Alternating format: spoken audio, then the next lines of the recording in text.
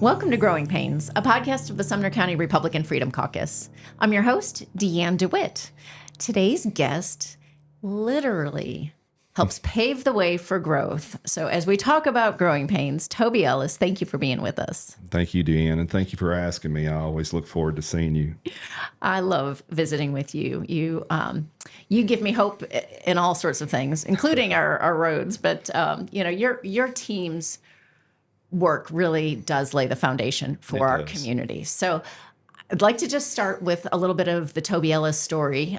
Tell us about, where some of this passion for roads came from, because I think it's a pretty awesome story. Well, it was, it started at an early youth. My dad owned a paving company in Robertson County. And so I joke with people, I don't know if child labor laws were existent when I was a kid, but evidently in the Ellis household, they didn't exist. But it was something that at an early age, I learned a lot about paving. His paving company, they did driveways, parking lots, developments, things of that nature. And it was really exciting to get to work with my dad growing up. And of course, the good thing about it was I learned a lot from him. And, as a young teenager, I was actually teaching men twice my age how to run equipment. And so that was kind of unique. And so I have found that in my growth into this industry, it interesting to where people like, oh, you know how to do that? I've been out with the crews and gotten on graders and pavers, rollers, all kinds of stuff, and just took off. And it just, you can see the looks, he actually knows what he's doing. And so that's always been fun. But we had a family-owned business for years. And after I got out of school, I went to work for Jones Brothers, another small company you may have heard of. And the reason I did was Dad had been diagnosed with Alzheimer's. And so we just kind of worked out a system to where he could retire a little early and enjoy some of his really good years traveling with Mom and doing things of that nature. And, I really I felt like I had a PhD in small parking lots and private sector paving, and just it was something I felt good about. I thought I might do it the rest of my life. But when I got into building roads for interstate structures for TDOT and building roadways for county and city municipalities, it just, I don't know, it was a right fit for me, and I just kind of took off and have always really enjoyed it. And of course, I wasn't happy with just like some people. I dove into it. I can do designs on mixed designs. I had a lab to where we did testing on concrete and asphalt. And so I was I turned into this asphalt nerd. And it's okay. I get it. I understand it. And I wanted to learn because I was running crews, which led to running divisions, which led to proper terminology to where I could talk to my QC people about the things I'm seeing in the field with the mix, design, and different things to where we can tweak on the fly to where we're making sure that the general public's getting the best product. I've done everything from pave a driveway to build I-65 from Rivergate to Nashville. So it's been a career that has just been exciting. A lot of good people chose to invest in me, and it's not over yet. I'm still expanding on my career and taking some of the knowledge that I've gotten from some of the big corporations I've worked for and making it work for Sumner County to where hopefully I make it the best infrastructure in the state. It's what my dream is. And so we're working hard to try to achieve that goal. So it's something that we working behind the scenes. It's amazing, the meetings and the politics and how tough it is to convince people that spending money is saving money. And so We're working towards that. We're getting extra revenue to invest in our infrastructure to do the right thing now. I was very fortunate to where we had ARPA funds when I come into office, and the ARPA was set up for COVID to help municipalities kind of get restarted. And when I come into office, I realized that the highway department was the only department that hadn't received any of the funding. So I was able to, convince them that we needed the extra funding for the roadways, and I got close to $3 million in the first 2 years, which really was a surge into our budget, because that was almost about what my normal budget was. So we were able to kind of double up and do some great things starting out. Well, and you probably realize this, but listeners might not realize that is a testament to what you bring to the table. All of that experience that you just mentioned, not only the hands-on, you can do what you need to do, the science that you mentioned, and Right. knowing what it takes to make good asphalt, and then all of the experience. You really you laid on the table a plan that I think anybody could get behind, and that Right. was just a really notable step. A step forward for Sumner County in Right. terms of leadership. Why don't you talk a little bit before we get off the topic of you and your trajectory, your resume, really? Going to work for Sumner County wasn't necessarily a big promotion. No, it was, friends in the industry are going, what? Why are you wanting to do this now? And I think getting involved and being invested in your community was just something that I wanted to do my part. I felt like good people often miss a chance to be special to their family and friends in such a way. I was fussing about our infrastructure all the time. And so I just decided to do something about it. Yeah. And I'm not trying to lay blame on previous administrations or point the finger at anybody, but it's really a full equation of things, different variables that you have to do. It's just not one thing. It's just not go out and pave everything. It's you gotta raise funds. You gotta convince people of what the need is and have them have the full understanding of why it's important and the safety measure behind it. I will say this. There's nights that it wasn't very pleasant for me in the meetings. Yeah. But I was consistent with the message, and I think divine intervention won out.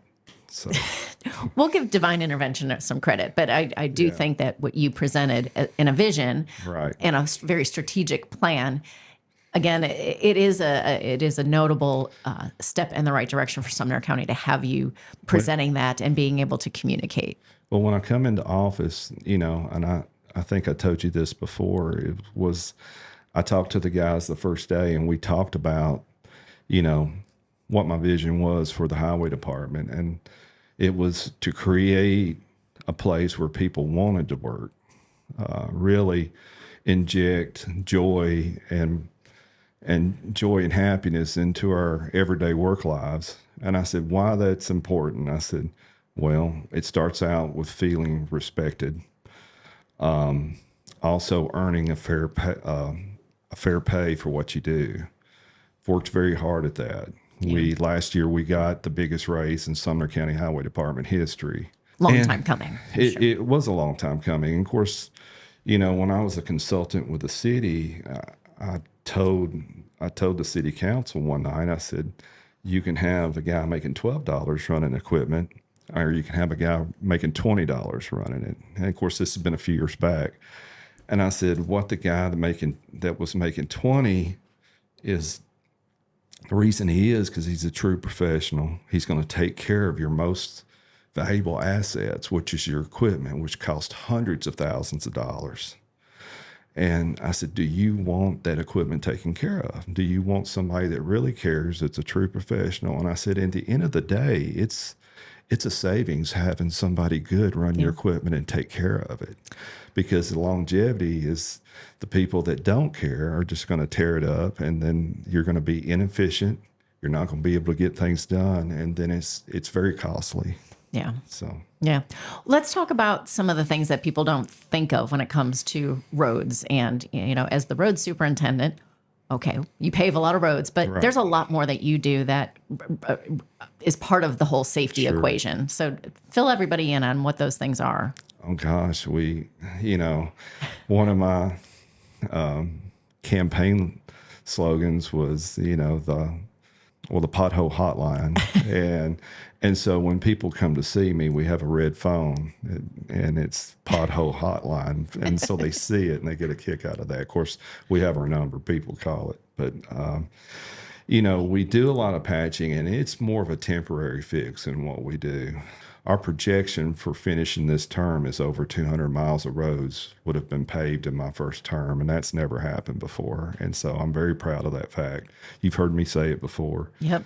And that's a fourth of our roadways. We have 800 miles. So hopefully people get to see what's going on in the county by the second term, because I'm spreading the wealth all over the county. They're seeing roads getting done in places they haven't seen in a long time. And so my hope is that people feel like, okay, my tax dollars are working for me, and we're getting a fair return. And so it's something that I feel like if I can get into the second term and do some of these things, that people will feel much better about our infrastructure and feel like it's a safer roadways for their families and friends to drive on. Yeah. Back to your original question. Along with those roads. Yep. But we do our own striping. We do the paving, the patching. We do guardrails. We install culverts. We clean out the ditches, and we maintain the maintenance on our bridges, which we got 551 bridges, which it's amazing. That's mind blowing, actually. But that is, for a county the size of Sumner County, that adds up. And we do all the right-of-way mowing, which I was in a meeting the other day. My favorite example of mowing the right-of-way is we got 1,600 miles of right-of-way, a little over 1,600 miles, and we mow them 3 times a year. So one time is like from my desk to Phoenix, Arizona. And I said that really kind of that sticks with people, right? And we do that 3 times a year. And so it's something that I'm very proud of. We also replace signs, stop signs, street signs. We make our own signs. We have really implemented a lot of tax dollars into upgrading our signs and making them better.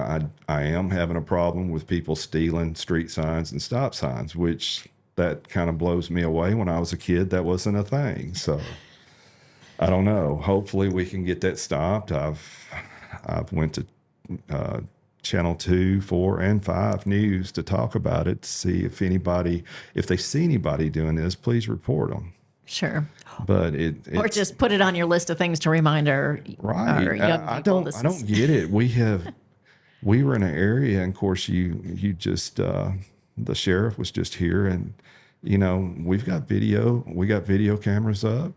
I ain't gonna tell you where it's at, but eventually somebody is gonna get fined, and they're gonna wish they didn't do that. But it's it's amazing everything we do, and we do it all in house. Where a lot of highway departments sub a lot of stuff out, we do it in house ourselves. Yeah, you've done a lot, and some of that might have already existed, but there has been a lot of process improvement. Well, brush pickup, they didn't do that before I got here. And so I implemented that system, and we started picking up brush, which I think has just been a huge hit.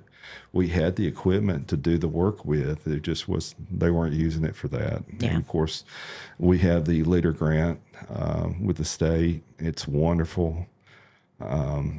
We pick up a lot of litter, and they're out there every day. So if people see, hey, if you're hauling off trash, or please tarp your trucks and your trailers to make sure that you're not spreading litter all over the state and county and city roads. That's a good commercial to end on. We'll come back Yes. to that and make sure we get our PSA out there. But okay, so let's think a bigger picture about Sumner County is obviously growing quite a Sure. bit, and so when we look at residential development, there's things that impact your department, and so how do you try to balance sort of the short term needs versus the long-term planning, and how you allocate resources to some of these longer term things is.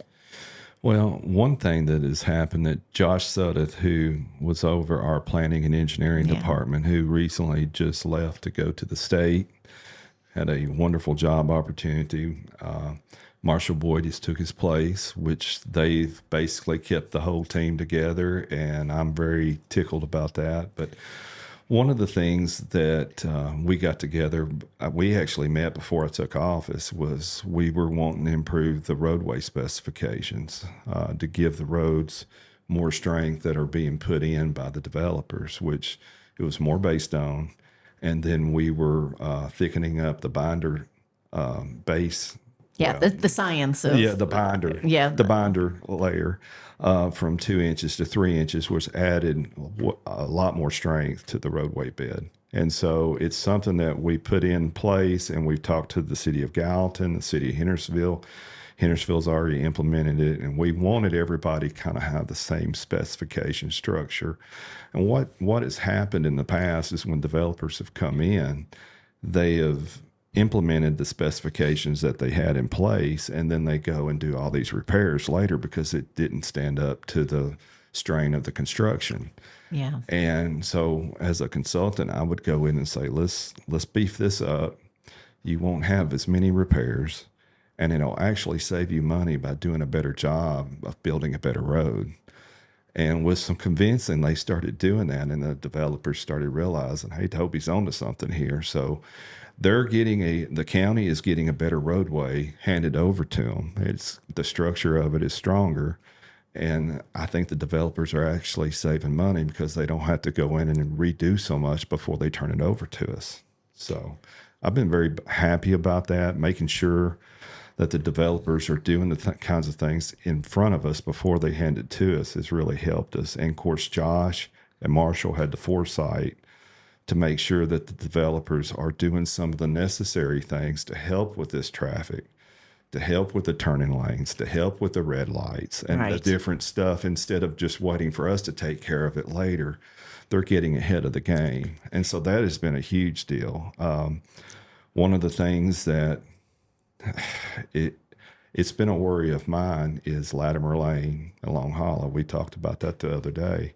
It's one of those things you just don't know until you do it, how people are going to use. Latimer was already a major cut through, but when you add 3 schools to the mix, Right. and you've got a red light up above it on Long Hollow, a few miles up the road toward Gallatin, I don't want to wait at the red light. I want to go a different route that's a little quicker. Then you've got 16-year-olds that are sitting in traffic for 15, 20 minutes, willing to take a chance to pull out on the Long Hollow. So that is a dangerous intersection. and that's a dangerous scenario for a young kid to be making life and death choices. And so one of the things I was really tickled is commission had it in the budget to put, they passed $3 million, and Marshall and them are already quoting the engineering. And so that project is going, and the state is on board with helping with it. And so I feel like in a couple of years, we'll see turning lanes, red light, different things like that will really safe up that intersection. Yeah. And of course, Long Hollow Pike in itself is,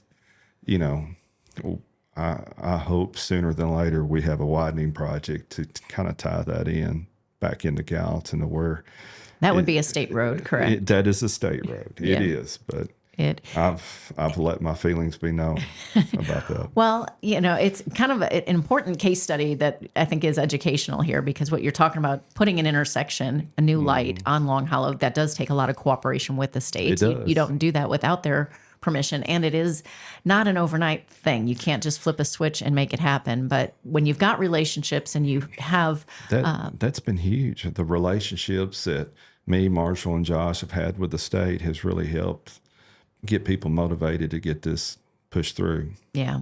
Grateful for that. And you know, those relationships, maybe talk about some of the other partnerships that you have been able to use to your benefit in this phase of your career, all that past experience, and there's projects that need your attention, but requires partnership and collaboration. You know, I know every mayor in Sumner County. I've known them for years. I know the state politicians and the federal politicians, and of course it's funny where you don't think it's a big deal, but when you have all the utility departments on speed dial, you know everybody, you've worked with them for years, and I think my guys are figuring out that I do know just about everybody. I was like, there was a truck that come through, we're paving this road, and my paving superintendent says, "Hey, they're hauling. They don't need to be on this road." I said, "Well, what's the name on the truck?" I said, "Okay." 5 minutes later, call back. I said, "That's their last run. They won't be doing that any longer." So, I mean, it's good.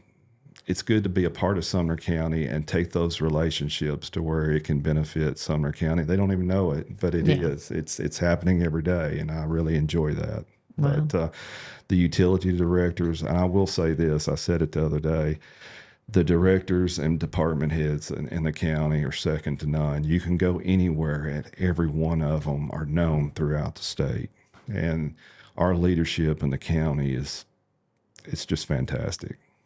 I get to work with these wonderful people every day. It's amazing. And you are an important piece of the puzzle. Well, But let's talk about your team, because I know you're incredibly, it was such an important aspect of you coming into this role to create that culture, but they are the unsung heroes. And I know how passionately you feel about that. It's been mind-blowing to see the talent that we have and the experience. And so we've got a good balance of both sides of the spectrum, where you've got all the experience in the world and leadership qualities and the type of people that wants to bring the youth up and take the time to develop them. And I tell them all the time, I said, I'm the one that's blessed. The leadership that we have, and they just make me a better road superintendent, and the accolades should all go to them. So I feel very fortunate. I tell people all the time, I said, I just can't believe how fortunate we are to have the talent we had.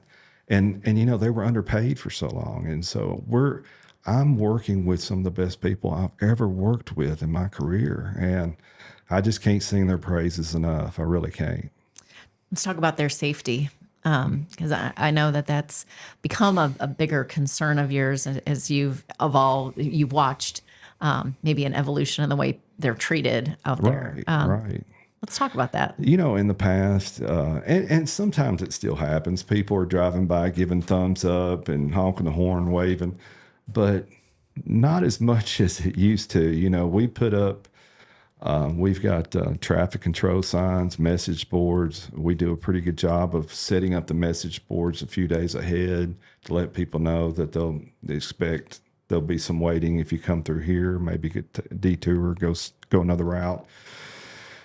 And one of the things that has been shocking to me is that just people are getting very upset if they have to wait a minute or two, even to the point of threatening my flaggers and then speeding through the project, which is a 15-mile-an-hour work zone. And, of course, the sheriff has been very gracious in helping me with having deputies out occasionally. But, I can't do that every day. But we're trying to pick the roads that we feel like we'll have the most problems with, because we do a lot of state aid paving, which are bigger roads, and they're kind of the main arteries of the county. And so when we're doing that, we try to have a deputy on site, because we know we're going to have issues because it's a major cut through. Yeah.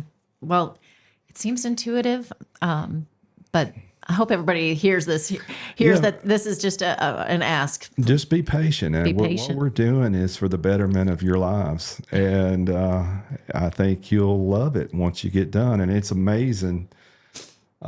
Usually by the end of the project, they're all back happy again. They're like, oh, I love this road. And so I go from people calling and fussing about fix my potholes to I need speed bumps on my roadway because these people won't slow down.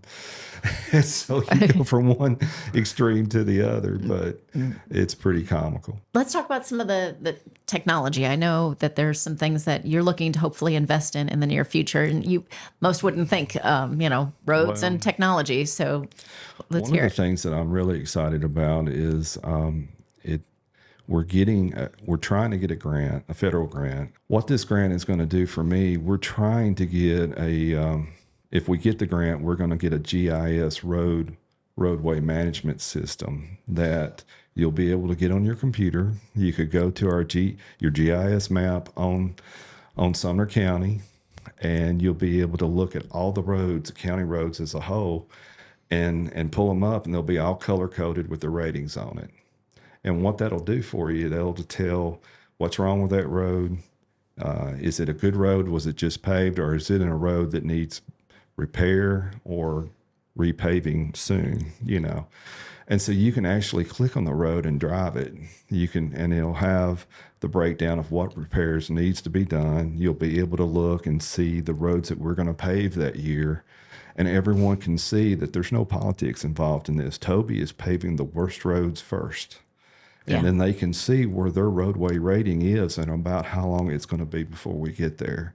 And it's just amazing technology. And it really, I think it pulls the public into you to where they see, hey, they're doing something. And I get this every day, is that we usually hit a grand slam every week. I mean, we're doing some awesome work, but the person that didn't see us that week doesn't know. When you sit there and go, we're going to get 200 miles paved in the first term, that's a lot. But some people, their road didn't get paved. Right. So it's a big deal. And so it's something that, with time, everyone will get to see the gradual change, because it's such a big county. I mean, when you're sitting there and you go up to Westmoreland and you're in the Kentucky state line, and then you drive to Davis and Sumner County line in Hendersonville, right there at Rivergate. That's a lot of space, right? That is a long. Do you know how long that is? I was actually just thinking about this the other day. 50 minutes if you're driving. I mean, it's a long way.